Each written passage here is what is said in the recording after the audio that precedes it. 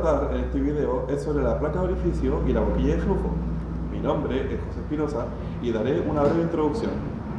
En la revolución industrial, grandes avances han provocado grandes cambios en la actualidad, que debemos reconocer, de los cuales grandes personajes de la historia de alta importancia intelectual en su época, como Daniel Bernoulli, Torricelli, Isaac Newton, entre otros, contribuyeron con sus investigaciones y descubrimientos junto a unos importantes cálculos matemáticos que son ocupados en la actualidad. En este video nos enfocaremos en dos piezas utilizadas en la industria, la placa de orificio y la boquilla de flujo. Se comenzará dando a conocer qué son estas dos piezas, para qué sirven, qué características tienen, de qué material están hechas, entre otras interrogantes que veremos a medida que vayamos avanzando. Para una mayor comprensión, se debe estar en conocimiento de los conceptos básicos de física y mecánica de fluidos, tales como fuerza, caudal, densidad, peso específico, gravedad específica, etc. Con esta información se irá profundizando hasta llegar a procedimientos un poco más complejos.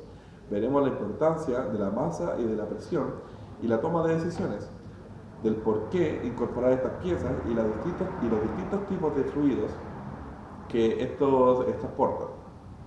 Además, se mostrarán los fundamentos matemáticos realizados por aquellos personajes intelectuales importantes ya mencionados anteriormente, pilares fundamentales que hicieron posible la comprensión de los fluidos y cómo estos pueden ser manipulados a beneficio del hombre.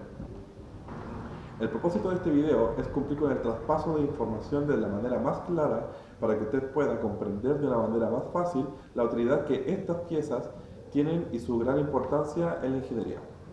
Para seguir avanzando en este video, vamos a ver algunos conceptos que son fundamentales para entender lo que es una boquilla de flujo y una placa de orificio. Fluido. Un fluido es una sustancia que puede ser tanto líquida o gaseosa, cuya interacción entre sus moléculas hay una fuerza débil. La principal característica de un fluido es que puede cambiar de forma sin la necesidad de que aparezca una fuerza opuesta tendente a recuperar su forma original. Un flujo es ya en sí mismo un fluido en transporte. Un flujo puede existir tanto en un sistema abierto, por ejemplo un río, o un sistema cerrado, por ejemplo una cañería. Yéndonos a términos cuantitativos de lo que es un fluido en transporte, un caudal es la cantidad de fluido que pasa sobre un área transversal de un ducto sobre una unidad de tiempo. Matemáticamente, un caudal está expresado por la letra Q y su fórmula es la velocidad sobre el área. La velocidad del flujo está medido en metros sobre segundos y el área transversal está medido en metros cuadrados. Si hacemos el análisis dimensional, el caudal va a ser metros cúbicos sobre segundos, o también puede ser pies cúbicos sobre segundos si estamos trabajando en sistema inglés. A continuación vamos a ver lo que ocurre con un caudal dentro de un sistema cerrado. Para ello vamos a aplicar lo que es la ley de la conservación de la masa. La ley de la conservación de la masa nos dice que la masa entrante debe ser la misma que la masa saliente. O sea, M1 debe ser igual a M2. Por otro lado, tenemos la fórmula de la densidad, es la masa partida por el volumen. El volumen en un ducto es el delta X multiplicado por un área transversal. Si vamos a ordenar esta ecuación, vamos a ver que la masa es la densidad por un delta X por un área transversal. Eso se va a aplicar a este sistema cerrado. Por otro lado, tenemos que delta X, que es un rango de distancia del ducto, es la velocidad partida sobre un rango de tiempo. Reemplazando delta X en esta ecuación, vamos a tener que la masa es la densidad multiplicada por V multiplicada por delta T por un área transversal. Si seguimos la ley de la conservación de la masa, vamos a igualar. O sea, vamos a tener la densidad 1 por la velocidad 1 por delta T por A1 va a ser igual a la densidad 2 por V2 por delta T por un área transversal 2. Como la masa entrante es la misma que sale, y aparte el fluido es el mismo, y aparte el fluido es incompresible, podemos eliminar la densidad. También podemos eliminar lo que es el delta T, porque ocurre en el mismo instante. Por lo tanto, ¿qué nos queda? Nos va a quedar que A1 multiplicado por la velocidad 1 va a ser igual a el área transversal 2 por la velocidad 2. ¿Esto qué no quiere decir? Como sabemos, el área por el volumen es igual a un caudal. Por lo tanto, el caudal 1 es igual al caudal 2. Esto nos dice que el caudal que entra en el sistema es constante y no va a variar dentro del flujo. Finalmente, en el tema de los conceptos, vamos a ver cuáles van a ser las variables que se van a dar dentro de una cañería. Para ello vamos a aplicar la ley de la conservación de la energía. La ley de conservación de la energía nos dice que la energía no se crea ni se destruye, solamente se transforma. Es decir, la energía que entra dentro de un sistema debe ser la misma en la que sale. La energía total va a ser la sumatoria de todas las energías influyentes, y en este caso las energías influyentes van a ser las siguientes. La primera es la energía de flujo, que es el trabajo por la densidad partido en el peso específico. La otra energía va a ser la energía potencial, que es el trabajo por la altura, que le llamaremos Z. Y la otra es la energía cinética, que es el trabajo por la velocidad al cuadrado partido 2 veces la gravedad. Si reemplazamos estos términos en la ecuación, vamos a ver que la energía de flujo 1 más la energía potencial 1 más la energía cinética 1 va a ser igual a la energía de flujo 2 más la energía potencial 2 más la energía cinética 2. Reuniendo y simplificando términos semejantes, nos va a quedar que la ecuación va a ser igual a la densidad 1 partido en el peso específico más la altura 1 más la velocidad 1 al cuadrado partido en 2 veces la gravedad, tiene que ser igual a la densidad 2 partido en el peso específico más la altura 2 más la velocidad 2 al cuadrado partido en 2 veces la gravedad. Esta ecuación se llama la ecuación de Bernoulli y solamente va a ser válida para sistemas que no tengan una fuerza de roce opuesta. La placa de orificio. La placa de orificio es una lámina plana, circular, con un orificio concéntrico, excéntrico, segmentado o de borde cuadrante, y se fabrica de acero inoxidable. La placa tiene una dimensión exterior igual al espacio interno que existe entre los tornillos de las bridas del montaje. El espesor del disco depende de la temperatura y del tamaño de la tubería de operación. La cara de la placa, que se conecta por la toma de alta presión, se coloca perpendicular a la tubería, y el borde del orificio se tornea a escuadra con un ángulo de 90 grados. Al espesor de la placa se le hace un biselado con un chaflán de un ángulo de 45 grados por el lado de baja presión.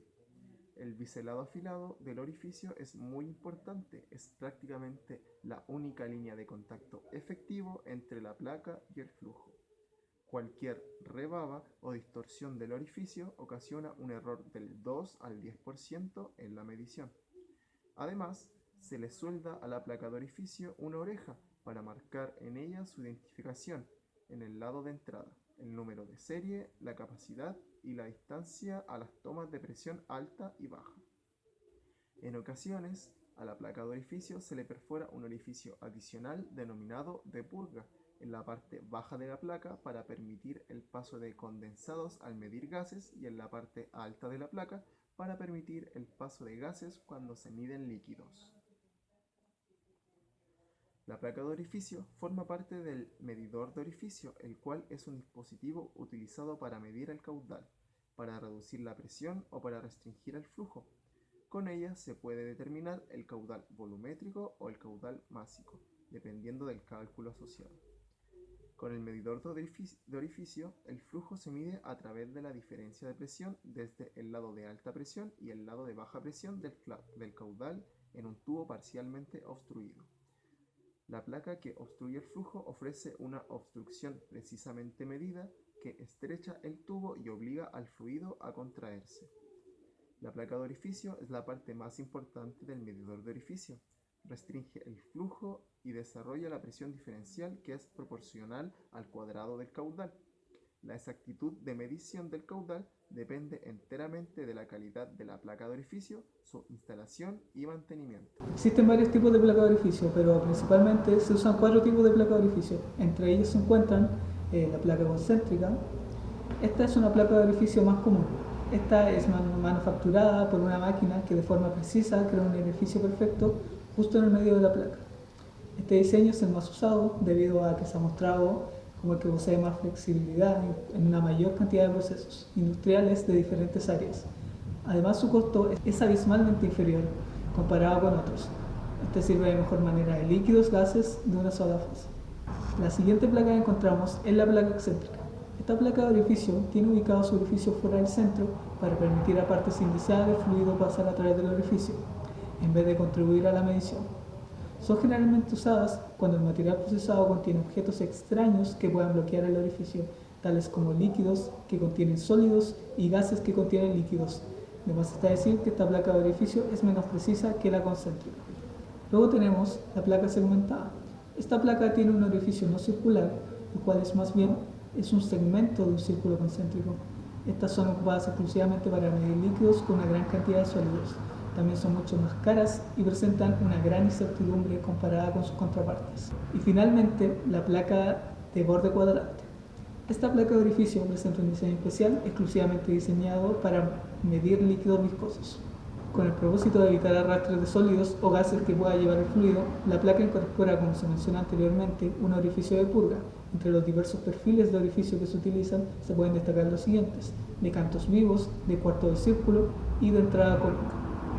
A continuación expondré las ventajas y desventajas de la placa de orificio, comenzando por sus ventajas, las cuales son su sencillez de construcción, su funcionamiento se comprende con facilidad, no son caros si se comparan con otros medidores, su precio no aumenta dramáticamente con el tamaño, hay un gran rango de tamaños y tipos de orificios para la placa, hay más de donde elegir dependiendo del fluido, no son complicadas en sí, pues no tienen partes movibles. Pueden utilizarse para la mayoría de los fluidos, gases y líquidos. Hay abundantes publicaciones sobre sus diferentes usos y están aprobados por distintas organizaciones internacionales. Entre sus desventajas encontramos: la amplitud del campo de medida es menor que para la mayoría de otros tipos de medidores. Se producen pérdidas de cargas significativas. La señal de salida no es lineal con el caudal. Debe respetarse un tramo horizontal de tubería aguas arriba y aguas abajo del medidor según el trazado de la tubería y los accesorios existentes. Puede producirse efectos de envejecimiento, como erosión y daño físico, lo cual afecta la precisión de la medición, muchas veces llevando a mantenciones inesperadas. Existe la acumulación de depósitos, lo cual igualmente se traduce en mantenciones inesperadas. La precisión suele ser menor que la de los medidores más modernos, especialmente si el medidor se entrega sin calibrar. Métodos de medición de flujo de fluidos. Hay una gran cantidad de métodos confiables y precisos para medir flujo, dependiendo del método. Este puede ser aplicado a gases, líquidos y vapores. En ciertas ocasiones, el método puede ser aplicable para solamente uno de ellos o para cualquiera de ellos. El fluido objeto de estas mediciones puede presentar distintas características físicas que de igual manera determinarán el método a aplicarse. Siempre se debe observar y considerar las condiciones del proceso, tales como tipo de fluido, presión, temperatura, densidad, viscosidad, ya que estas pueden variar y afectar el método significativamente. Todos los factores afectan la medición y deben ser tomados en cuenta en el momento de seleccionar un medidor de flujo. En el mercado existen una gran cantidad de opciones para medir el flujo de los fluidos. Entre estas están medidores magnéticos, termales y de ultrasonidos, entre otros. Debido al avance de la tecnología en los últimos años, los dispositivos de medición de flujo han avanzado a la par de esta, y hoy en día es posible encontrar una mayor cantidad de medidores, mucho más complicados y avanzados que aquellos más rudimentarios de años anteriores. Pero a pesar del avance tecnológico, los dispositivos más avanzados aún no han ingresado con mayor fuerza al mercado y este en su mayoría continúa dominado por su contraparte del pasado. Entre ellos, los que más interés atraen son los medidores de flujo de tuberías cerrados y basados en presión que dependen del principio de Bernoulli, pues presentan una precisión aceptable para la cantidad de dinero invertido. En la siguiente sección se discutirán algunos dispositivos de medición de flujo en el caso de los sistemas de tubería cerrada, pues en este momento representan a la mayoría de la industria y su importancia es innegable, no solo en la industria, sino también en los laboratorios y plantas experimentales. En el método de medición de flujo de presión diferencial para sistemas de tubería cerrada se encuentran los siguientes dispositivos: placa de orificio, tubo de Venturi, tubo de pivot y boquilla de flujo, entre otros. De estos se estudiarán los de presión diferencial, placa de orificio y boquilla de flujo, debido a que estas técnicas son las de mayor aplicabilidad en la industria. Con las placas de orificio se producen las mayores pérdidas de presión en comparación a los otros métodos para medición de flujo más comunes. La exacta localización de tomas de presión antes de la placa de orificio carece relativamente de importancia, ya que la presión en esa sección es bastante constante. En todas las relaciones de diámetros, antes de la placa en adelante hasta la placa, la presión aumenta gradualmente en una apreciable magnitud de 0,5. Debajo de ese valor, la diferencia de presión es despreciable. Pero si en la toma de alta presión la localización no es de mayor importancia, sí lo es en la toma de baja presión, ya que existe una región muy inestable después de la vena contracta que debe evitarse. Es esta la razón por la que se recomienda colocarlas para tuberías de distancia menores de 2 pulgadas de las tomas de placa. La estabilidad se restaura a 8 diámetros después de la placa, pero en ese punto las presiones se afectan por una rugosidad anormal en la tubería. Como conclusión, la placa de orificio es el elemento de medición de flujo más empleado frecuentemente debido a su simplicidad, bajo costo y a la gran cantidad de datos disponibles para la investigación que se predicen su comportamiento. Por último, se tiene que las ecuaciones de caudal de flujo están dadas por las siguientes, para la redundancia, ecuaciones, donde C sub C es el coeficiente de contracción, C sub B el coeficiente determinado experimentalmente, P1 es la presión en el punto 1, P2 es la presión en el punto 2, Z1 es la altura del punto 1 y Z2 es la altura del punto 2. G obviamente es la aceleración de la gravedad. También se puede escribir la ecuación de la segunda forma, como se explica ahí, donde KO es el coeficiente de flujo y también tiene su determinada ecuación, donde C es el coeficiente de descarga para la placa de orificio y se aproxima por lo general a 0,98. Teniendo en cuenta estas ecuaciones, se puede calcular el flujo en la placa de orificio. La boquilla de flujo es un instrumento de medición que permite medir la diferencia de presiones cuando la velocidad de flujo dentro de la cañería es muy alta y las pérdidas empiezan a hacerse notorias. Al instalar un medidor de este tipo se logran mediciones mucho más exactas. Además, este tipo de medidor es útil para fluidos que contengan partículas en suspensión o sedimentos, ya que por su forma hidráulica evita que estos sedimentos al ser transportados queden adheridos a la boquilla de flujo. Cabe recalcar que las pérdidas de energía dentro de las cañerías es muy poca debido a la contracción gradual y lisa que hay en las paredes del medidor. Soy Matilde Collado y hablaré de la boquilla de flujo.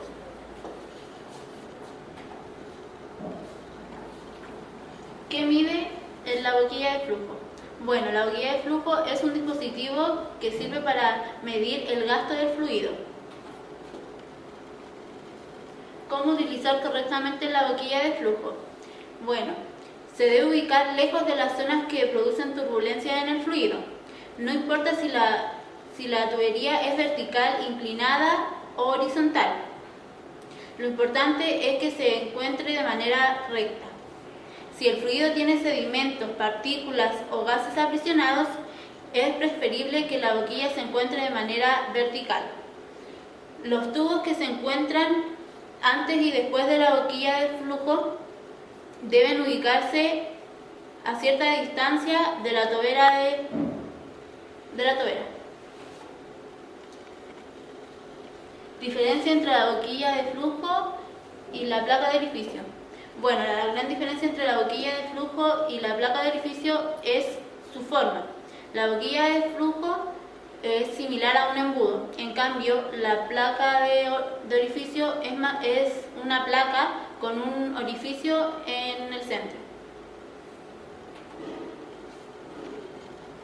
¿Cuándo utilizar una boquilla de flujo en vez de una placa de orificio?